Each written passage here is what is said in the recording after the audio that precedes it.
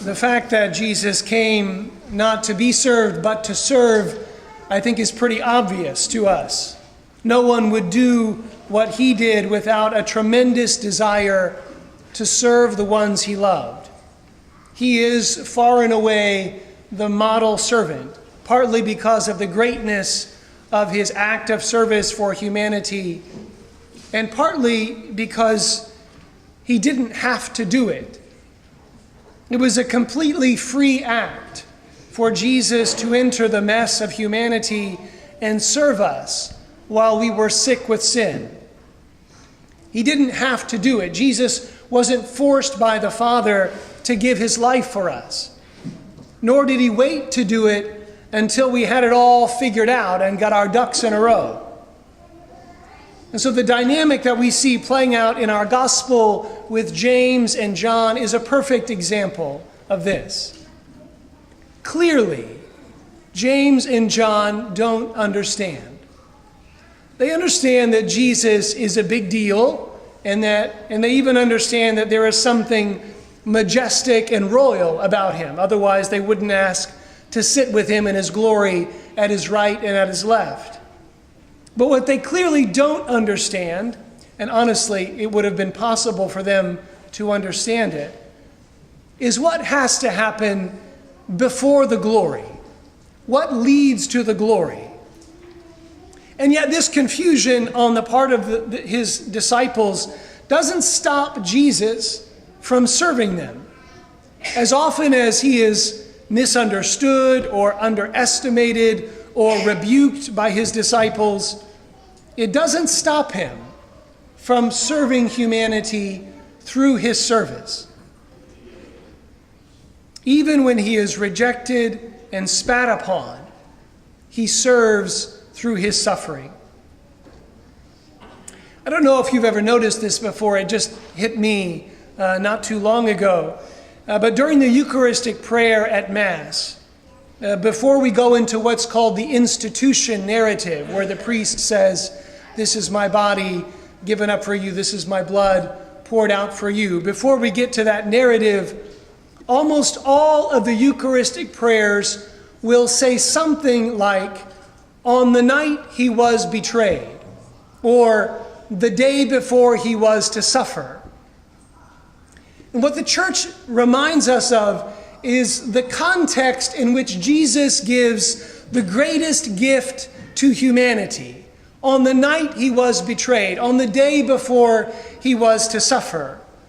This is when Jesus gives the church his greatest gift, his greatest act of service, not when we are well behaved, not when we are perfect, not when we are asking for forgiveness, but when humanity was about to betray him. He gives us his greatest gift. And he could have chosen any time. We could just as well be saying, on the morning of the Transfiguration, Jesus took bread and gave it to his disciples and said the blessing. We could just as easily say, after the multiplication of the loaves, Jesus took a chalice and gave it to his disciples.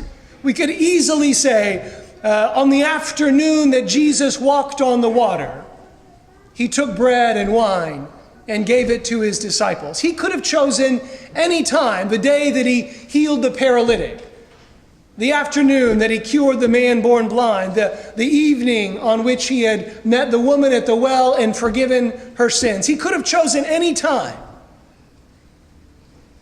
And he chose on the night he was betrayed. On the day before he was to suffer, when all of his followers, except a few, would abandon him. On that night, he took bread and said the blessing. And he could have gone on. "This is my body given up for you, even though you're going to betray me, even though you're going to walk away, even though you're going to neglect me and abandon me in my time of greatest trial.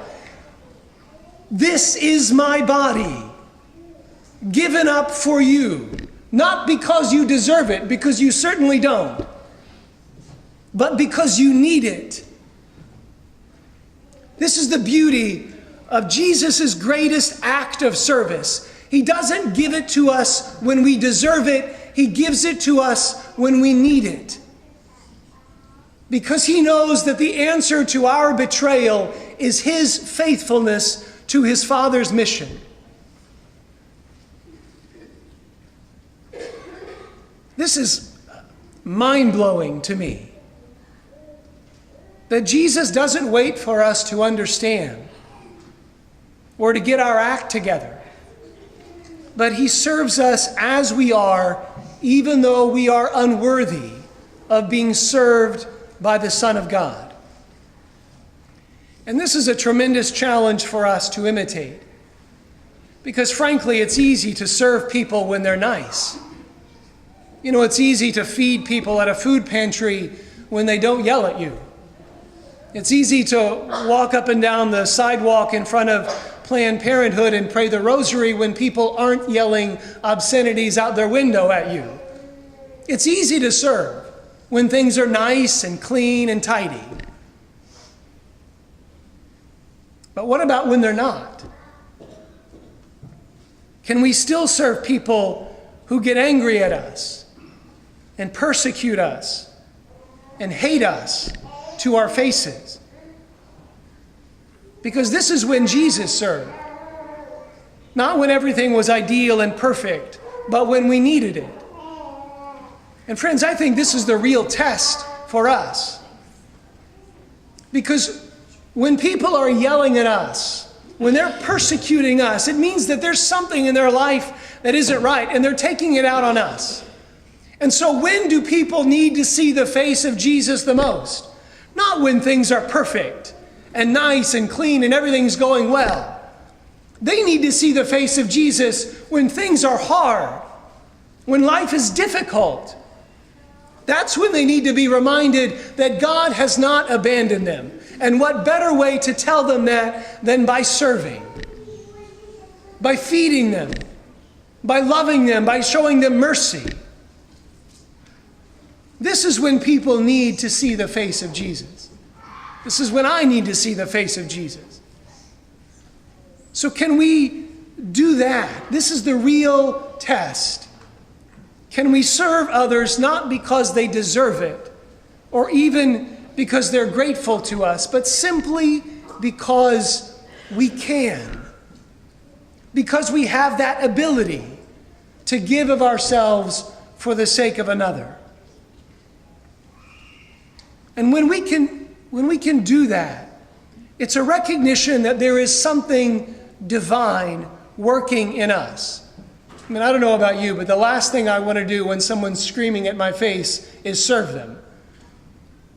And so if we can do that, even when we are being persecuted, if we can serve in the face of hatred, it means that there is something divine that is working through us and that we are cooperating with. It's so evident that none of us is worthy, deserves being served by God in the way that he has served us. Knowing that our service might not be appreciated, knowing that it might be rejected or even spurned, can we still do it? Can we still serve? This is the kind of service that we are called to, because this is the kind of service that Jesus has modeled for us.